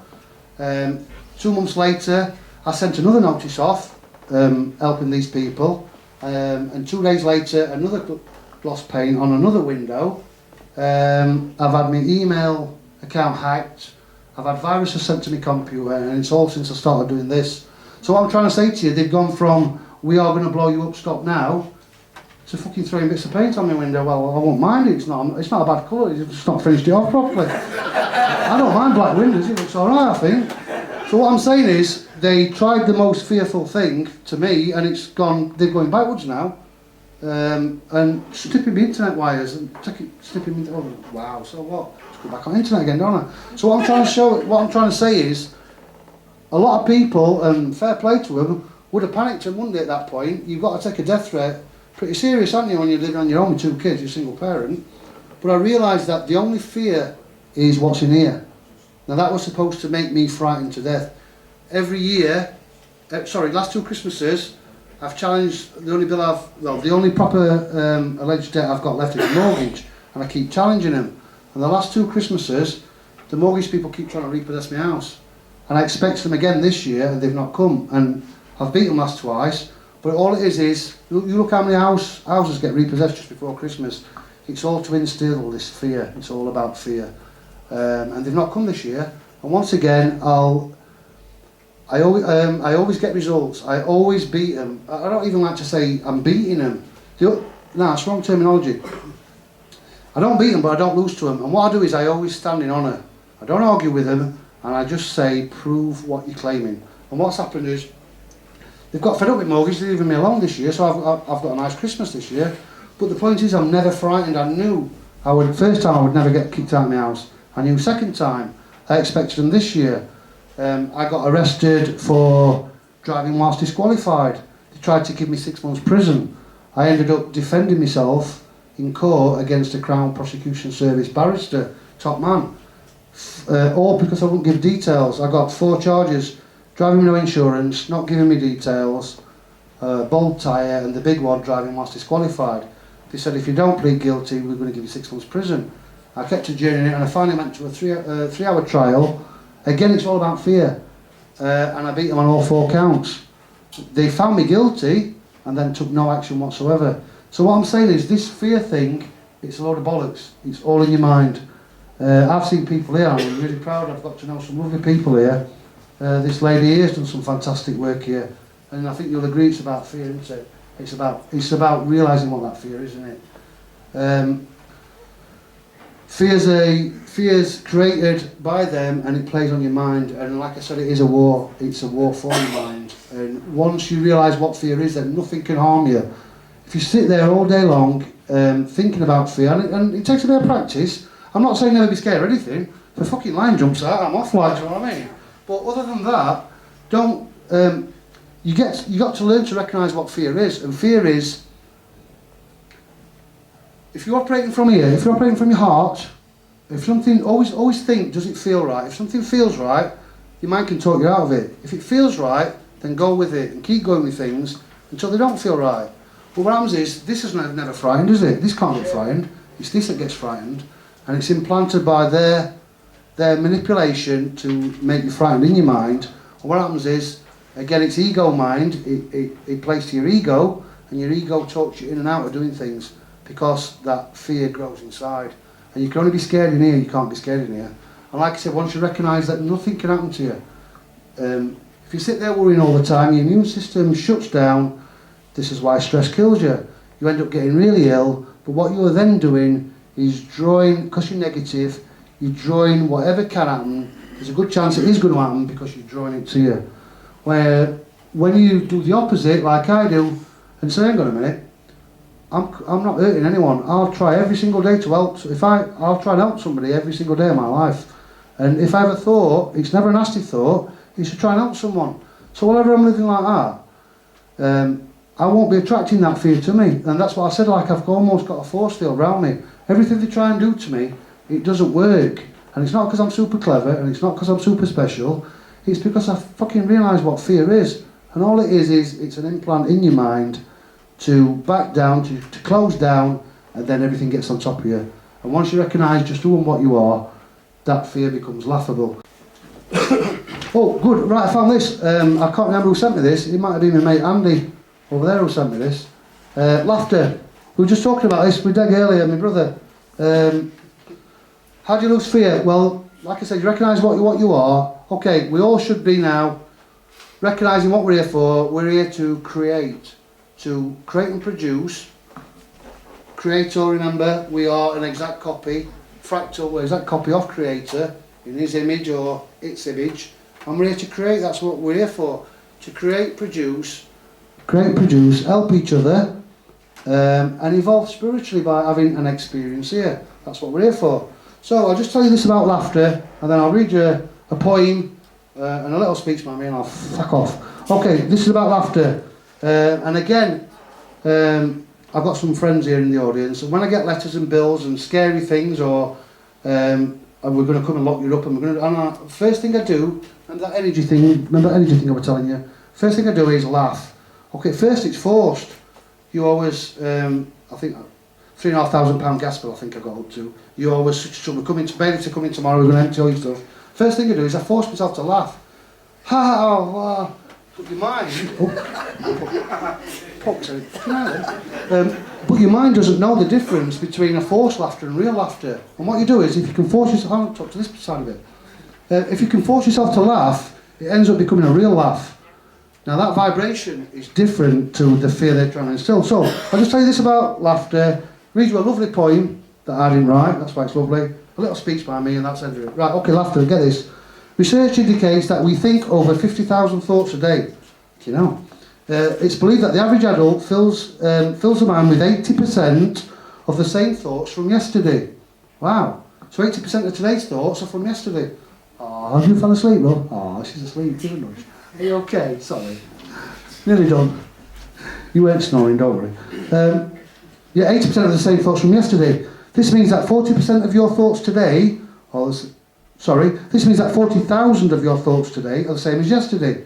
Wow, that's unbelievable, isn't it? Science has also proven it's impossible to laugh and think at the same time. You know. It's right though, isn't it? If you're laughing your head off, you're not thinking, are you? Because you're just laughing, aren't you? So you can't think and laugh at the same time. That's interesting. You may think you're thinking when you're laughing because thoughts can come very quickly after laughter, but you're not. So if you need a break from thinking, I know a lot of people are thinking and thinking, it's all about laughter. Okay. The good news is that everyone can laugh. Oh right, I didn't know that. Yeah, everyone can laugh. You don't even need to be happy or feel good at first. You don't need a sense of humour, okay? And any time is a good time to laugh. Human beings were wired to laugh. Laughter is universal language, same as the music. Okay. Every culture laughs, and even better is that the human mind doesn't know the difference between fake and real laughter, which is what I said. Get this, the sad news is that a 5-year-old laughs on average, a 5-year-old laughs 400 times a day, and by the time we become an adult, we laugh an average of 15 times a day. So that's why kids live in the moment, don't they? That's why they're happy. Kids on average laugh 400 times a day, we laugh 15 times a day. Unless you live at our house, it's fucking hilarious. Where were I? Studies have shown that a baby can laugh a full 3 months before he or she has the ability to utter sounds. So even before a baby can speak or utter sounds, it can laugh. So we've all been able to access the wonderful power of laughter since almost birth, nearly done. Excuse me. In the past, happy, healthy humans were said to spend 20 minutes a day or more in laughter. The US is ranked only number 23 in the world in regards to the happiness factor. Okay, X factor, it's happiness factor now. Statistically, I can't say that word, 1 out of 5 women in America are currently taking antidepressants, and men aren't far behind. This is what they want. They want us to live in fear, they want us to be depressed, the immune system shuts down, and we're in a state, aren't we? Well, believe it or not, laughter's the best medicine, they say, don't they?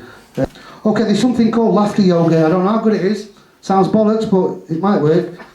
It says here, a regular 45-minute laughter session. 45 minutes is a long time to be laughing, isn't it? A regular 45-minute laughter session can have a positive effect on overall health and well-being, physically, intellectually, emotionally and spiritually. Belly laughs result in muscle relaxation. Of course, if you're doing that, then it's going to relax after, isn't it? So that makes sense. After you finish laughing, those muscles involved in the laughter start to relax. Laughter rebalances cell chemistry caused by stress, pain, and affects every major body system. Okay, laughter rebalances cell chemistry caused by stress. Interesting. Move that. Intellectually, laughter involves the whole brain and serves to integrate and balance activity in both hemispheres. Oh, interesting. So both hemispheres get, the right brain, left brain sides, both hemispheres get stimulated by laughter. Brilliant. So the more you can laugh, the less fear you've got. That sounds silly, but once you get into the habit of laughing, I forgot how to laugh a few years ago. Things were that depressing. I forgot how to laugh. And only when I took my kids on six years ago, they were only quite young then, that they re-taught me this gift that we lose from being kids, like we said, so many 100 times a day to look if you laugh, I don't know, look if you laugh 10 times a day. Looking after my kids and watching them playing and stuff and having to get involved because I became a single parent then taught me how to laugh. And this laughing thing is what gets rid of fear. So I'm going to finish up now. Not written by me. This is by Thomas Buchanan. Okay. Don't know when it was written, but I thought it was very applicable for today. There's a word in this called upharzing. And upharzing means a warning of disaster. So I'll read you this poem, a little bit of a speech, and then say good night. Okay, it says, "O joy to the world, the hour is come, when nations to freedom awake, when royalists stand agape and dumb, and monarchs with terror shake." This is where I think we are nowadays, right now. "Over the walls of majesty, upharzing is written words of fire, and the bondsmen, wherever they may be, are lit with wild desire. Soon shall the thrones that block the world, like the Orleans, into the dust be hurled, and the world roll on like a hurricane's breath, till the farthest slave hears what it saith, arise, arise, arise, and be free." And that's what it's all about. It's happening now. Monarchs are coming down, the Vatican's coming down, corporations are losing their grip on everything, and it's down to the collective effort of what we're doing. Sometime in, I don't know, and people think, truthfully, there's not enough, we need a critical mass. The critical mass is there. I don't know whether we need to join together, whether we need to put the energy out. What we do need to do is spread this information that Mark's put out, that some other great researchers are putting out. Who wrote that poem? That was by Thomas Buchanan. And what I'm trying to say is that it was recognised, I don't know when this poem's from, that all systems of hierarchy are psychopathic in nature, and it's coming down. And there's only a handful of us compared to the world's population. Sometime in 100 years' time, 200 years' time, whatever it was, somebody will remember that you, me, us, and many others, Pioneers! more than pioneers, stood up, recognised the shit for what it were, looked at our kids and other people's kids and thought, fuck this, we're not taking this anymore, we've had enough shit, we're going to move on in 2014, not aggressive, it's all about energy, it's all about living in honour, doing what's right, and recognising the oppression, that it's a fear-based oppression, and that if you're doing nothing wrong, you're causing harm to no one, nobody's going to tell you what to do on this planet. So thanks a lot for listening. Cheers. Bye. Nice one.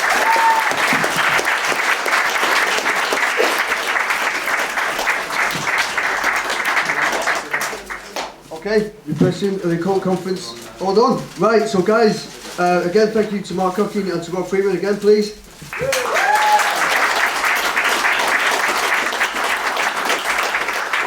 Thank you to everybody for turning up.